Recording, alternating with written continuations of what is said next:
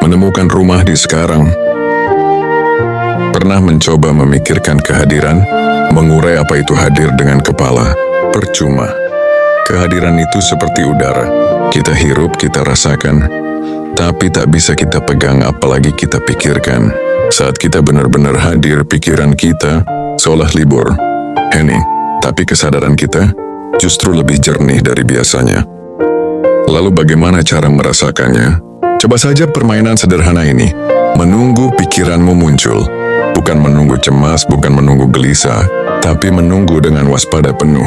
Seperti saat kita ingin merasakan denyut nadi, kita fokus, dan di sela-sela pikiran itu akan ada celah.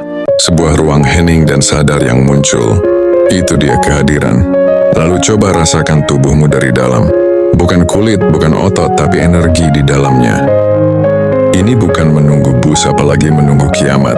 Ini menunggu secara esoteris, selalu waspada, seperti perumpamaan hamba yang setia menanti tuannya pulang. Bukan karena takut, tapi karena cintanya pada Tuhan. Kesadaran yang selalu siaga, bukan menunggu akhir dunia fisik, tapi akhir waktu psikologis kita sendiri. Akhir dari cengkeraman ego dan pikiran yang tiada henti. Kenapa kadang kita takjub melihat indahnya Gunung Slamet di pagi hari, lalu di lain waktu hanya sekadar oh bagus? Karena keindahan itu hanya terlihat di mata kehadiran. Saat pikiran kita hening, saat itulah alam musik atau seni bisa menyentuh esensi kita. Tanpa kehadiran kita hanya memberi label, indah, bagus, keren, tapi tak pernah benar-benar mencicipi jiwanya. Itulah saat kita merasakan satori, kilasan kesadaran murni tanpa pikiran.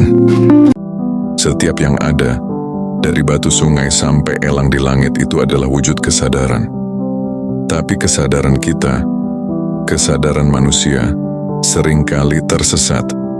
Tersesat dalam ego, dalam pikiran, dalam identitas aku yang kita bangun. Lalu, penderitaan datang. Dan melalui penderitaan itulah kesadaran seringkali terpaksa bangkit kembali. Seperti perumpamaan anak yang hilang, kembali ke rumah, tapi dengan pemahaman yang jauh lebih dalam. Pikiran ego kolektif kita sekarang, rasanya seperti kapal besar yang sedang tenggelam pelan-pelan.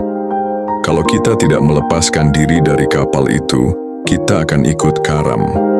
Banyak yang mencoba mencari pelarian, obat-obatan, hiburan tanpa henti, atau sibuk tanpa tujuan. Itu hanya menunda. Kapal itu tetap tenggelam. Satu-satunya jalan keluar adalah melompat. Evolusi. Dari ego menuju kesadaran baru, kehadiran. Bicara tentang Kristus bukan tentang sosok sejarah, tapi esensi ilahi dalam diri kita. Diri sejati kalau kata tradisi timur. Kedatangan kedua bukanlah sosok yang turun dari langit, tapi transformasi kesadaran massal manusia menuju kehadiran ini.